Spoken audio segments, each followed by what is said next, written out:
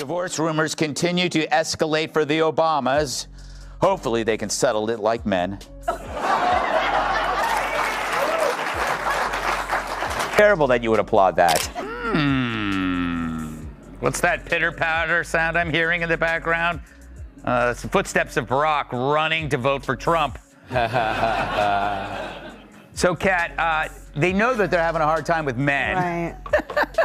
Doesn't seem like this is the right strategy. No. She basically says that they're hurting women by voting for Trump. But I think they don't understand that where it comes from in the first place is that people are sick of being told how bad they are and talked down to, and you know, the condescension doesn't work. None of what they're doing. Barack Obama thought he was stepping onto a smooth stage of legacy polishing, but instead he walked straight into Greg Gutfeld's comedy blender, set on obliterate. Imagine bringing a water balloon to a fireworks show. That's the level of mismatch we're talking about. One man tried to defend his cool, calm reputation, and the other pulled out jokes so sharp they could slice through Secret Service shades. Buckle up, because this takedown makes roast battles look like bedtime stories.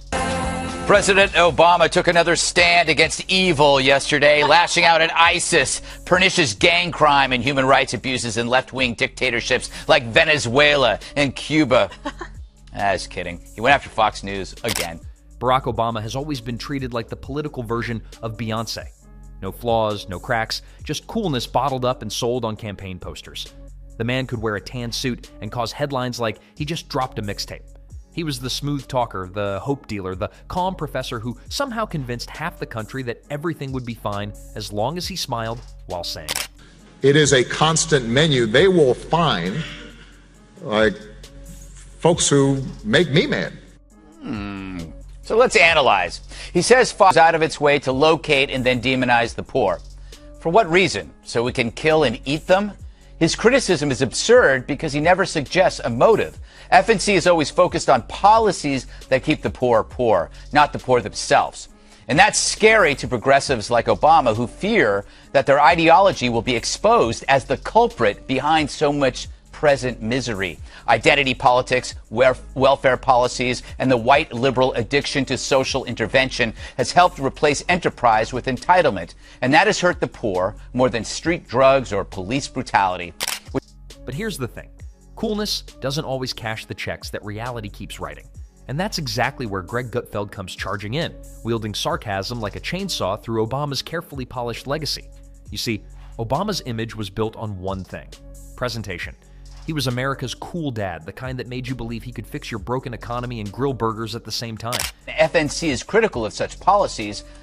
Obama portrays it as critical of people. It's to save his beliefs from the humiliation they so richly deserve. And remember, it wasn't FNC who ginned up class warfare.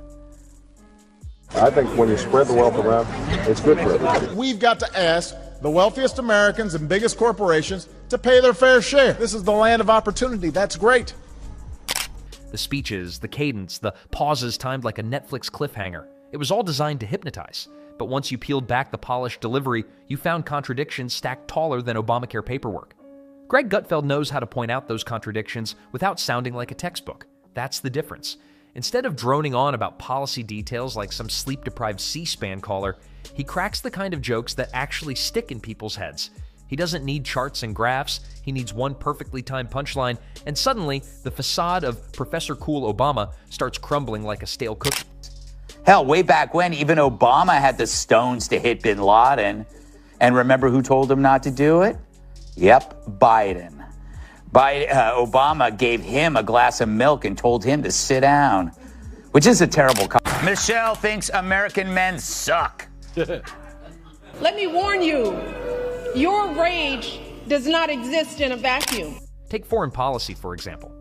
Obama strutted into office on the wings of a Nobel Peace Prize, literally before he had done anything. Imagine winning Employee of the Year on your first day at work before you've even found the restroom. But fast forward a few years, and that Peace Prize aged about as well as milk in the Sahara. Libya was a mess. Syria became a nightmare, and drone strikes multiplied like rabbits on energy drinks. Obama was supposed to be the anti-war president, the calming hand on the world stage. Instead, he became the guy signing off on airstrikes between Spotify playlist updates. Gutfeld doesn't need a think tank to tear that down. He just points out the absurdity. The so-called peacemaker ended up with a highlight reel of military interventions that made Bush look like a pacifist yoga instructor. Remember the big promises of revitalization and prosperity? Obama walked into office during the wreckage of 2008, and to his credit, things didn't collapse completely. But let's not pretend he turned America into some economic utopia. Growth was slow, wages stagnated, and the middle class looked around wondering when this promised land of opportunity was actually going to show up. Abdication of responsibility embraces the toxic retribution of Occupy Wall Street, there goes my tongue, which seeks equality by crushing everyone under one boot. As a class warrior, that's Obama's Common Core. Finally, he says we need to change the way the media reports. The recovery dragged like a sloth on a treadmill. Yet Obama's speeches painted it like he was single-handedly transforming America into Silicon Valley 2.0. Gutfeld slices through that narrative with humor that stings because it's rooted in truth. Obama's version of economic revival was a lot like those as seen on TV products. Looked amazing in the commercial, but once it arrived, you realized it barely worked and came with a set of complications you didn't ask for. It was supposed to be his crown jewel, the masterstroke that would forever cement his place in history. Instead, it turned into a bureaucratic Rubik's Cube. Sure, some people got covered, but premiums went up, insurers bailed, and the rollout website crashed harder than a Windows 95 computer. Obama had promised a seamless healthcare revolution, but what America got was basically trying to order pizza online and the system sending you to the DMV. Gutfeld doesn't have to exaggerate, it's already comedy gold. But here's the thing, Obama's real strength wasn't policy, it was branding. He wasn't just a president, he was a lifestyle. The playlists, the book deals, the Netflix documentaries, he leaned into celebrity culture like no president before him. I think Obama would take any responsibility if the good times were actually bad times. So it's like when you when somebody comes into work and says, "Oh, that restaurant was amazing. I told you that restaurant was going to be great." But then if they came in and said they had food poisoning, I didn't say it was that good. So people only take credit, they never take responsibility. You of all people should know that, Kat. Right. It's the story of your life. All I do is take credit for the Greg Gutfeld show, Saturday nights at 10 p.m. You take no responsibility for the horrible things you do. At some point, you couldn't tell if he was running a country or running for a Grammy. Obama's presidency blurred into Hollywood, and his brand became untouchable because it wasn't about results. It was about vibes. He was the cool president, the one who fist-bumped late-night hosts and dropped March Madness brackets like he was America's basketball commissioner. That's where Gutfeld's comedy cuts deepest. Because Obama's brand is a house built on charisma, and charisma is fragile once you poke holes in it. Gutfeld points out the simple truth. Being cool doesn't lower gas prices. During Obama's 8 years, they lost over 1,000 seats across local, state, and federal levels. That's not a party thriving under a strong leader. That's a party hemorrhaging like it's been hit with a cartoon anvil. Yet Obama walked away smiling, Netflix contract in hand, while his party looked like the aftermath of a frat party gone wrong, empty, broken, and missing half its furniture. Gutfeld's humor thrives on those contradictions. The man who was supposed to usher in a new golden era left his party weaker than ever.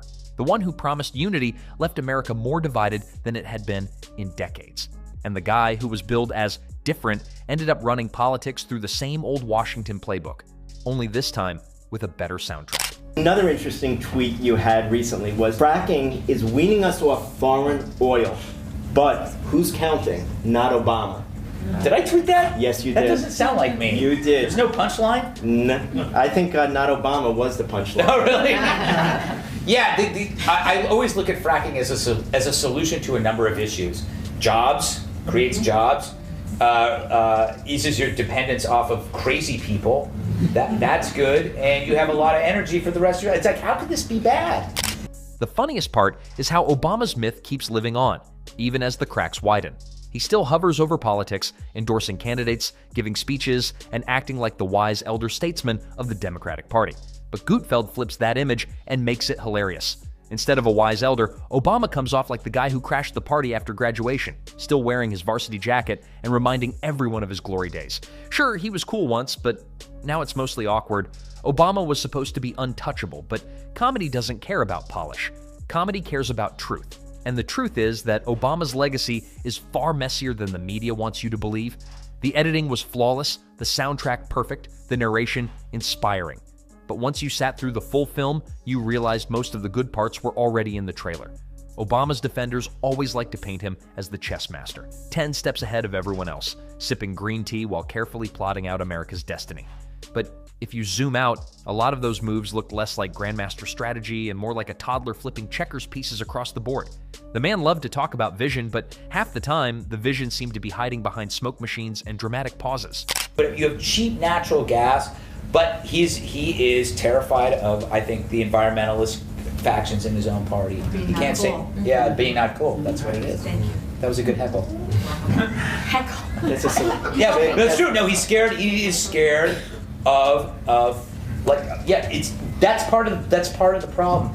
Is environmentalism is perceived as a cool thing, even if you're wrong. Greg Gutfeld has a field day with this because Obama's contradictions are practically begging to be mocked. For example, the guy prided himself on being a unifier, someone who could heal the nation's wounds. And yet, by the time he left, America felt like it was starring in a dysfunctional family reality show. Every dinner table conversation was a potential civil war. Racial tensions didn't dissolve under his leadership. They erupted. Cities burned. Protests escalated. And somehow the man who promised to cool things down often poured kerosene on already smoldering flames. It's the irony that makes it comedy gold. Obama promised unity, but often delivered division. He marketed himself as the healer, but left scars deeper than before. And then, when pressed, he doesn't need flowcharts or think tank jargon, he just highlights the absurdity. Obama, the man hailed as a genius communicator, often communicated everything except tangible solutions. It's like buying an expensive smartphone with all the bells and whistles, only to discover it doesn't actually make calls. And let's not forget Obama's relationship with the media. Journalists treated him like he descended from Mount Olympus holding stone tablets of wisdom. Every word, every joke, every wave of the hand was praised as revolutionary. It didn't matter if he was announcing major policy or commenting on his NCAA bracket. Either way, the headlines gushed. The Trump administration today pushing back hard on former President Obama's assertion that he is the reason the economy is doing so well and not the current occupant of the White House. The fight started yesterday when 44 tweeted somewhat out of left field, quote, 11 years ago today, near the bottom of the worst recession in generations, I signed the Recovery Act, paving the way for more than a decade of economic growth and the longest streak of job creation in American history. But the more you polish an image, the easier it becomes for a sharp comedian to scratch it up. Gutfeld does exactly that. He exposes how the media acted less like watchdogs and more like fan club presidents. Because here's the uncomfortable truth. When the media plays cheerleader, it doesn't just elevate the politician, it also blinds the public. Obama got away with things that would have torched other presidents simply because the narrative was always, he's different, he's special, he's cool. Drone strikes? But did you hear his Spotify playlist? Massive debt? Sure, but look at that tan suit. Obamacare hiccups? Okay, but he fist bumped someone on late night TV. Gutfeld skewers that double standard by laughing at it. And that's not an exaggeration. His post-presidency career proves it. Netflix deals, best-selling books, celebrity cameos. He transitioned seamlessly from politics into pop culture because, let's face it, he was already halfway there while in office. And yet, the Democratic Party was crumbling underneath him. They were losing seats like gamblers lose paychecks at Vegas. State legislatures flipped, governorships disappeared, and by the end of his 8 years, the party map looked like a disaster zone. So, does this matter? Well, there's two weird things about this. It's weird Obama's doing this while all this other stuff is going on. Right. Like, shouldn't he be helping out Joe? Right. Like, he totally ghosts Joe. I always say that he's like the guy, whenever you go to a party with somebody that you don't like and you try to lose them at the party, that's what Obama has done to Joe. He's lost them at the party, and now he's moving on. And then he tweets, and then you find out that he's tweeting about something else while you're at the party. And it's just, I think it's kind of mean to Joe. The second thing is that it's part of that I told you mechanism that only happens when things are good. Obama's star was shining bright, but the team behind him was collapsing like a Jenga tower during an earthquake. It's one of the great ironies of his presidency. The man who was supposed to elevate his party ended up leaving it weaker than he found it. Of course, Gutfeld doesn't present this as a dry statistic. He frames it with the kind of humor that makes the truth sting. He points out how Obama left office strutting with a Hollywood smile while his party was lying flat on the ground like a cartoon character hit with a piano. Obama's image survived, but his party paid the bill. That's the punchline. Obama always walked away clean while everyone else was stuck cleaning up the mess. And then there's the healthcare fiasco. Obama bet his entire legacy on a reform that was supposed to be his crowning achievement. the shiny jewel on his political crown. Gutfeld doesn't need to exaggerate, he just highlights the absurd reality. Obamacare was marketed like a brand new iPhone release, but performed like a knockoff you bought in a back alley. Obama insisted it was historic, and technically it was. Historic in how many headaches it caused. And yet, through it all, Obama's charisma shielded him. He could stand in front of cameras, deliver a speech with that signature rhythm, and people would forget the problems. It was political hypnosis. He was less a president and more a motivational speaker with access to the nuclear codes. Fact. Obama's now a Republican. Everyone knows that getting rid of the deficit will require some tough decisions. Kennedy, just watching that now, so that was 2011. Him and Trump are saying exactly the same thing, but he's not saying it as well. It's like he wasn't having fun with it. No, but it's like even the name of it. He was like, and we're going to call it the cost-cutting commission because Joe Biden is going to be in charge, and everyone knows you don't mess with. Gutfeld mocks that dynamic relentlessly. Obama as the guy who could sell you anything, even if the product didn't work. The funniest part is how Obama leaned into this role willingly. He didn't just accept being treated like a celebrity, he embraced it. He became the pop culture president, hanging out with late-night comedians, shooting hoops with NBA players, dropping playlists like a DJ. And while it made him relatable, it also trivialized the seriousness of his failures. Gutfeld points out that Obama essentially traded in being a serious statesman for being the world's most powerful influencer. That's the core of the takedown. But charm fades, and once it does, the cracks show. Gutfeld's humor cuts through that fading charm like a razor. He shows audiences that Obama's legacy is not the flawless monument it's portrayed to be. It's a glossy billboard covering a construction site that never got finished. And the more you look past the advertising, the funnier the reality becomes. Because in the end, Obama's legacy feels like one giant trailer for a movie that never lived up to its hype. The crowd left the theater entertained, but unsatisfied, wondering if the sequel would be better. And here's the kicker.